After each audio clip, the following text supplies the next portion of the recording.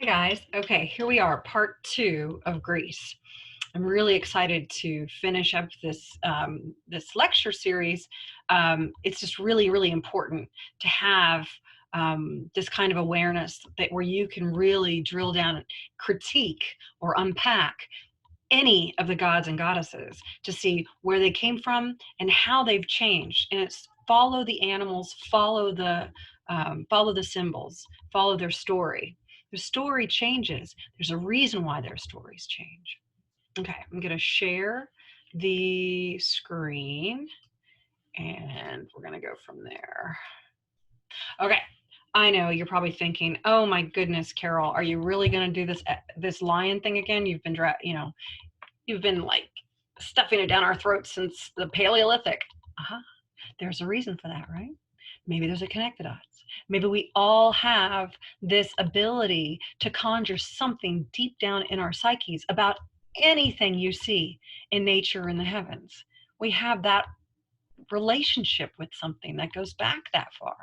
So the lion was really prevalent in a lot of the art you see in Crete. That's the Minoan, as well as the Mycenaean. Remember that? Let's look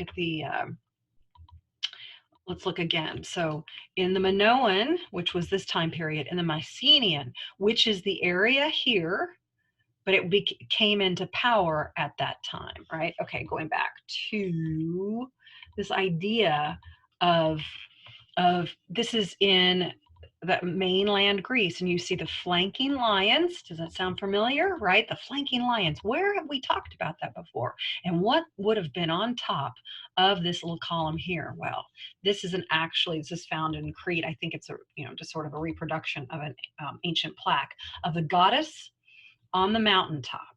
Right? This would have been in the last 2000 BC. Right? So maybe a goddess was originally here. Where have we seen goddess being flanked before?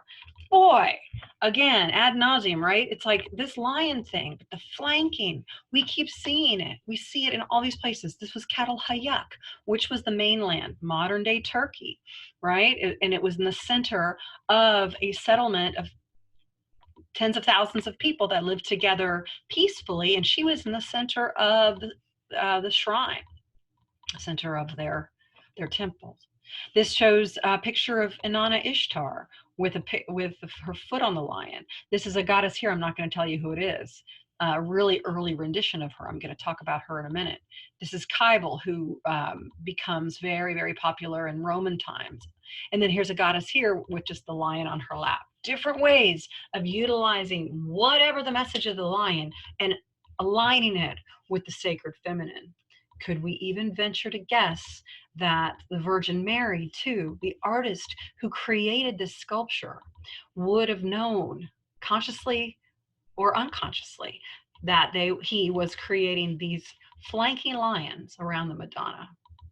So again, I think if you're looking into a psychological perspective or depth psychology, which is what Carl Jung was all about, he would say, yes, this is unforgotten memories of a marker of the sacred femme with an animal. So following the animals is an important thing because it leads us places. It leads us to things that we will be familiar with, characters. It's part of the narrative. But you can see the narrative, nothing's lost in a vacuum. The narrative always comes from somewhere. All right, so remember these lecture videos have specifically to do with asking you to write a paper about, and you could do this with any of the gods and goddesses of Greece, but I'm specifically providing you documents on Hera and Zeus, Dionysus, as well as Athena. I'm going to try to get through these next couple of characters as soon as I can because, I like to wax poetic on all this stuff. I could just talk about it for hours, and I apologize because I did not want this video lecture to go on and on and on. Okay, classical rendition of Zeus and Hera, right? Juno and Jove in Roman. Zeus is looking very authoritative, pointing his finger. She's looking to him. Oh, you're making all the right decisions, honey. But boy, there's something wrong here. Why is Hera always so angry in Greek myth? Have you ever noticed that? It's weird. And she's vengeful. Who's she vengeful? Usually she goes after all the women that Zeus has seduced. Say that 3 times fast. So the idea then of Hera being this angry, jealous wife of Zeus, it's a little weird because she's the goddess of marriage, and she used to preside over weddings, and it's like, why is she the goddess of marriage when all they do is fight? They have a really bad relationship. There's a tension there. There's something weird there. Well, it's because Hera was well established. Hera was part of the ancient civilization that was there before the sea peoples came. Zeus is an Indo-European name. Hera means mistress. Hera comes from something a little bit older. Hero means Hera's men. Put that one together for a second. So Hera's people went kicking and screaming, falling underneath the sea peoples. So that's really where her anger is coming from. But it's interesting how she's the goddess of marriage, because they didn't always have a relationship like that. And you could say, oh, maybe the relationship just got really bad, as some marriages do. Well, no. Oopsie, I'm showing you that. I want to show you that. Zeus and Hera. Totally different picture. Look at how they're on the same line of equality almost, right? He's laying back in repose waiting for her. Almost looks like a different couple, doesn't it? Well, really early on, they were seen in a totally different light. The symbols of Hera connect us to a much older goddess. She's the lion, she has the snake, and she has the bird. And even today, we have like the peacock, I think, is one of her more common symbols you see her with, as well as she was tricked by a cuckoo bird, I think. Maybe Zeus seduced her in the form of a cuckoo bird, or I think something like that. Anyway, you don't have a lot of writing, right? Because we're still talking about a time where, okay, Crete did have its own type of writing. It's called Linear B, and they haven't even been able to decipher all of it because it's so unusual. But they do have a little bit of the script they understand. But in 800, when Homer was supposedly writing the Iliad and the Odyssey, he wrote this about a reunion of Zeus and Hera, okay? And it totally talks about them in a completely different vein. He says, so speaking, the son of Kronos, that's Zeus, caught his wife in his arms.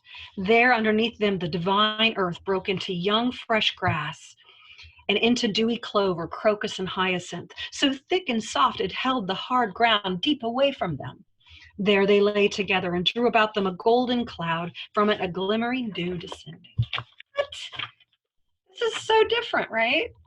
Here, where they walk arm in arm, is where flowers spring up. That's the other thing that seems to come from some of this ancient text about them. Does this remind you of anything? Who is this ancient couple? It's actually, I'll give you a hint. This ancient couple is reflective of a symbolic coupling that goes back 8,000 years. That's right, the sacred marriage. Remember Inanna and Dumuzi? Isis and Osiris, Ishtar, Tamuzi. This is part of this ideal that is lost now to the patriarchal forces that said there must be a hierarchy, one guy on top. Anybody beside me, he's, in my space, man. So the hierarchy is one God. Look at Thor, look at Yahweh, look at Marduk, look at Zeus, look at all of these gods who want to be one big supreme head, right? So this idea then is that Hera's people went kicking and screaming. And so after the sea peoples overtook Hera's people, she became absorbed, appropriated into that the pantheon as one of the many. That's what happens to a lot of these goddesses, right? They get tricked out of their power. They become secondary. They become mother, sister, daughter, wife of the hero, of the king, right? And so they aren't seen as important as they once were. It's one of the ways myth changes. So do you know who this is? It's Hera. So she's got her lions flanking her. There's people surrounding her. She's got deer all the way under here. I think this is a vase, by the way. Here's her beautiful crown. And these vines end in snakes. So you've got your lion, your snake. I don't know if there's a bird on here somewhere. And this is a really, really early version of, let's see, really early version of Hera, the mistress, the goddess. And this is one of the pictures I just love of her. So Hera had a lot of different temples. She had 3 temples specifically, and they were known as, one was the girl, her as her girl guise, like her as the young maiden, as in the young moon. Then there was also goddess as fulfillment with the vines, and then there was also goddess to separate it. So it's almost like Hera had that triple goddess quality: maiden, mother, crone, or life giver, life taker, and life rejuvenator. This is a kind of a beautiful plaque. I've always loved this one, of Hera being renewed. So as every year, every spring, there was some kind of a ritual of Hera would renew her girlhood. Now, if you think about how ideas of the virgin have changed, virgin means a young woman who belongs to herself, to virgin who now in patriarchal standards is one who is now someone who hasn't had intercourse, and where a social stratum where a woman's Virginia, well, those two names are related. A woman's virginity is tightly controlled. Her sexuality is tightly controlled, right? Okay. So this idea then of her, the rejuvenating forces of her becoming a girl again, are part of that old agricultural cycle. It doesn't have to do with being full of shame because of a woman who has already had a husband. It's about starting over, planting the seeds, beginning again, and emerging as the young goddess of springtime. That's who Hera was associated with. Okay, we're going to keep going. So there she is again. And there again is this idea of maybe this was originally a temple for Hera. We just don't know. Okay, moving on to Athena. Love Athena. 332.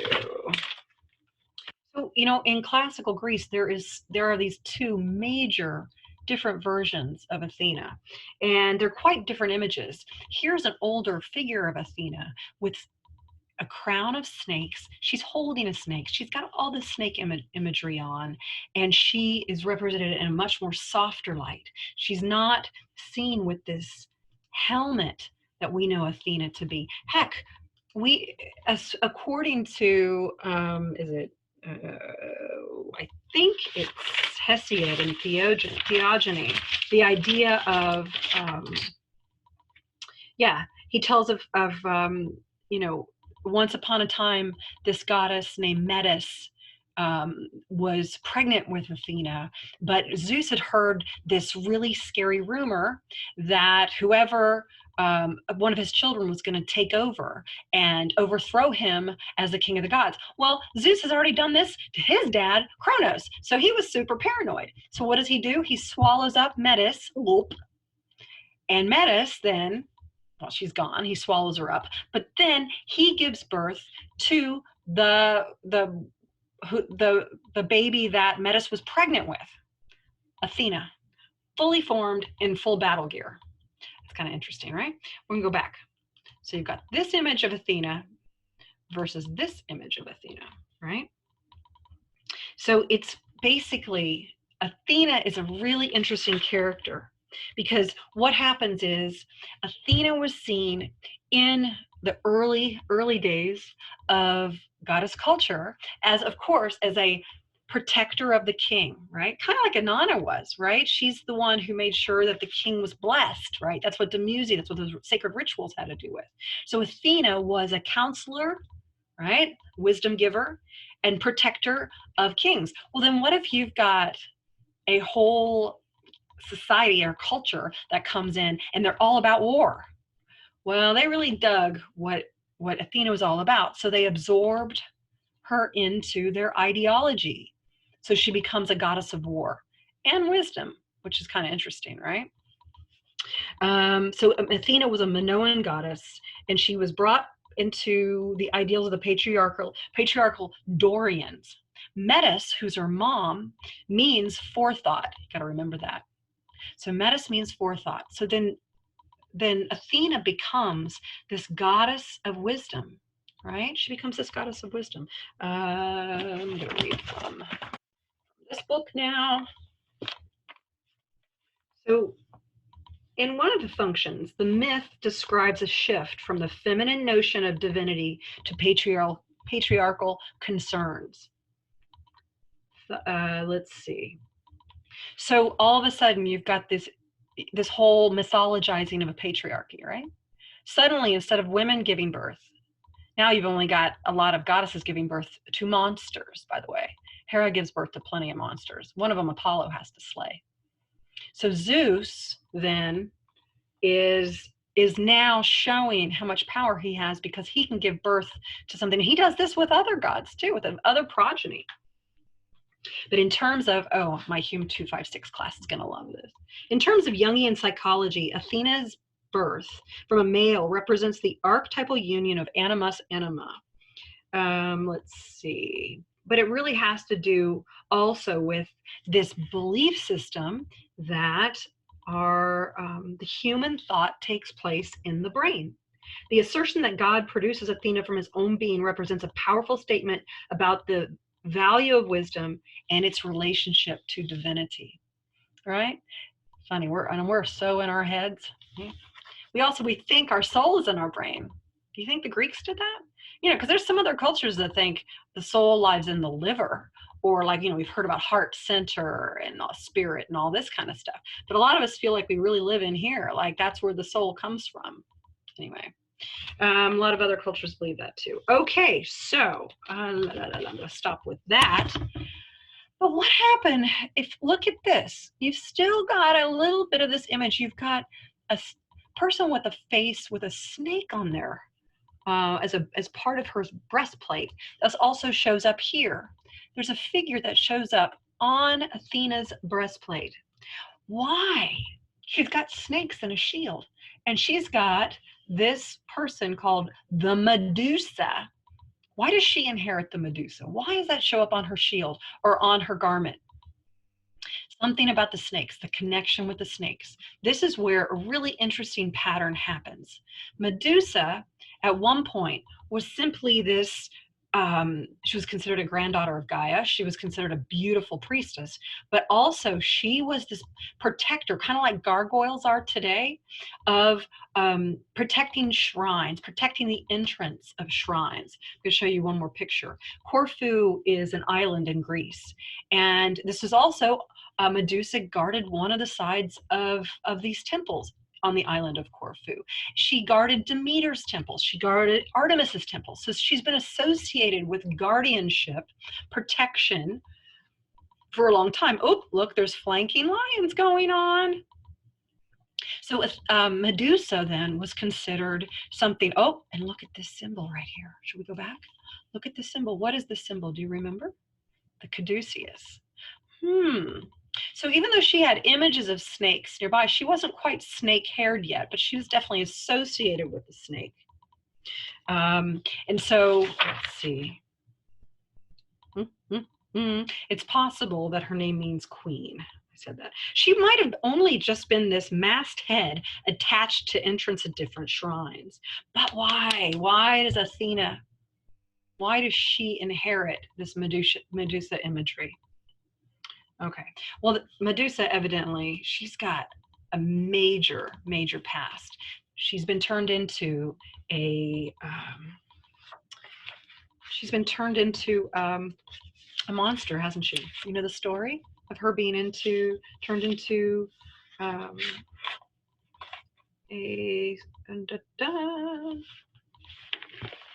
hold on, insights. I've got a couple of places to read on this one. Yeah, I can't help it. Okay, so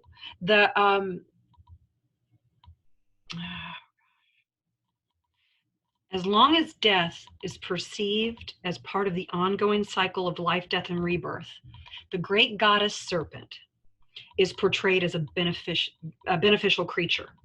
Once the patriarchal perspective takes hold, death becomes the final blow to the hero's ego. Remember, the hero is really very much a part of the patriarchal ideology of, remember, the Iron Age, okay? In the goddess's underworld functions, the once beautiful idea of the serpent transforming, shedding its skin, rebirth, right? The idea of the triple goddess, birth, death, rebirth, right? Now, all of a sudden, is transformed into the hero's perpetual enemy, the dragon. The goddess herself and her death-related functions is similarly transformed. The three women with snakes for hair were called, the Medusa. And what does she do? Basically, one of the stories is Medusa is a priestess of Athena's, and she gets raped by Poseidon. Athena doesn't punish Poseidon. He's kind of a god anyway. He punishes Medusa and turns her into the snake-headed monster that can turn men to stone. But wait a second, right? Some people argue, no, she turned her into this monster so she would be super uber powerful, and therefore nobody would ever be able to rape her again. What do you think? Do you think Athena was being a friend to women, or was she punishing her priestess? That's one idea. But what happened to the snake? The snake isn't completely gone, right? Here's one idea. One of the early ideas of Medusa as a horse. Wow. So Poseidon, supposedly, whose name means hippio or something like that, means horse. Poseidon was part of the conquering sea peoples who brought horses to Greece. And Medusa at one point was supposedly married to Poseidon. He wasn't raped by her, and she was part horse. Gosh, so the stories are confusing, right? But we know what happens. Perseus, the hero, kills her, cuts off her head. Here's another picture of it in an urn showing Perseus cutting off Medusa's head. She's lost her horse body. She's still got her caduceus. And here is Hermes, who is helping Perseus. Hermes comes in at some point to help Perseus cut the head off the Medusa, who was a snake-headed priestess of Athena's at one point, right? But now she's this monster. You got to kill all those monsters, right? Monsters having to do with snakes, serpents, and dragons. They're evil, right? But can you connect the dots? The story, the narrative just continues on and on. But even today, we have not forgotten the caduceus. Hermes absorbs the caduceus, and it becomes even a symbol for healing. Apollo also has, this isn't Apollo, this is still Perseus, but Apollo, the god of light, also has this idea of healing. He's a god of healing. It's interesting though, the blood of Medusa creates the Pegasus, which is the winged horse again, and another hero named Chryser. And where her blood spills, they've proven, whoever did, that the blood of Medusa has healing powers. How interesting, how conflicted that is, the story of Medusa, of good and bad. So that is about it for that. I'm going to stop here because we've already run way past time. But let's see. I think the only other thing I want to say is Perseus, as a historical figure, may have been the founder of a new dynasty around 1200 BC, in which case the myth of Medusa may also be the recording of a decisive change in religious and political organization. Robert Graves reads the myth as saying the Hellenes, those are the Greek peoples, overran the goddess's chief shrines, stripped the priestess of their Gorgon masks, because they were wearing protective masks, and took possession of the sacred horses. That might have been an early representation of the goddess, with the mare's body and the Gorgon head. Okay, that's all for now. I hope you've enjoyed this as much as I've enjoyed sharing it with you. That was Greece part 2. Oh, wait, we're not done yet. Make sure you take a screenshot of this. I'm giving you a little bit of the terms and concepts to know. Yes, terms and concepts to know, very important. Okay, those are going to be on your upcoming quiz. Okay, thanks again.